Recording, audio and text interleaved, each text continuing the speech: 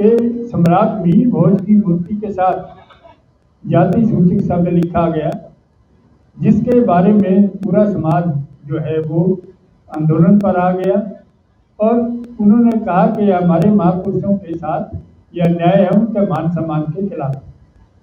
सरकार से भी ये बात कही गई कि जाति सूचक शब्द ना लिखा जाए, लेकिन उस पर कोई असर नहीं हुआ। शायद सरकार को भी दो समुदायों को लड़ा करके अपने वोट बैंक को सुरक्षित रखना शायद ज़्यादा उनको ठीक लगा, ना कि ये कि हम दो समुदायों को बिठा करके इसका मसले का हल करें। तो अभी जो है इतिहास संरक्षण के बारे में इतना कि इतिहास को आप बदल नहीं सकते, बहुत पुराना इतिहास है। और वेद व्यास जी ने कहा था कि अपने इतिहास की रक्षा सारा तन मन धन और पूरी ताकत लगा करके अपने इतिहास को बचाना चाहिए, क्योंकि धन जो है आनी जानी चीज है। धन अगर खत्म होता है तो कोई नष्ट नहीं होता, लेकिन अगर इतिहास और हमारे पूर्वजों का गौरव अगर समाप्त हो गया तो विनाश निश्चित है। तो हम नहीं चाहते हमारे समाज का विनाश हो और हम ये लड़ाई पूरी तरह से अपनी पूरी ताकत के साथ लड़ें। कुछ एक थोड़ी गलतफहमी भी हुई। हमारे बीजेपी के पदाधिकारी हमारे समाज के वो चीफ मिनिस्टर को मिले, एक बार नहीं 2 बार मिले और उन्होंने काफी मांगे रखी। कुछ एक ठीक थी, कुछ एक से मैं सहमत नहीं। जैसे कि वो कहते हैं बीजेपी का हरियाणा में एक जनरल सेक्रेटरी बनना चाहिए। भाई ये समाज की मांग कहाँ से होगी? आपको चेयरमैन बनाओ, मंत्री बनाओ, ये कहाँ से? हम नहीं मानते। हम तो ये कहते हैं हमारा मान सम्मान जो है वो सबसे ऊपर है और हम 8% इस प्रदेश में हैं और पूरे देश में कोई ऐसी जगह नहीं है जहां हमारा समाज नहीं है। तो हम अपनी जो है हिस्सेदारी जो है वो मांग रहे हैं, कोई किसी से भीख नहीं मांगते। हमारा हक बनता है कि 8% हम हैं तो वो हमें अपना हक चाहिए और मांगने से कभी कोई देता नहीं।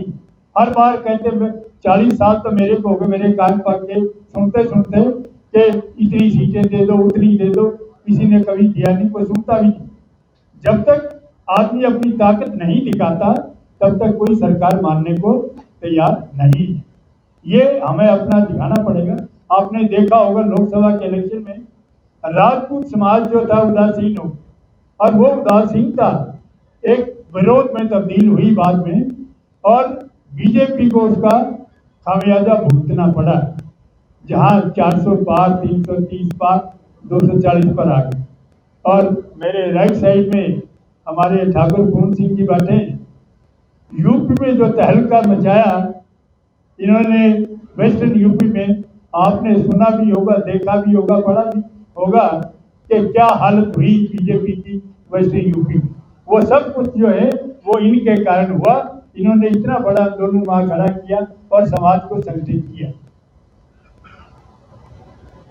ये प्रकरण जो है इलेक्शन से पहले कैथल से शुरू हुआ, कैथल नहीं बल्कि मैं कहूँगा ग्वालियर से, उसके बाद में दादरी से, यमुनानगर से, कैथल से ये प्रकरण शुरू हुआ जो महापुरुषों की मूर्ति के साथ जाति सूचक शब्द लगाकर मूर्तियों का अनावरण हुआ।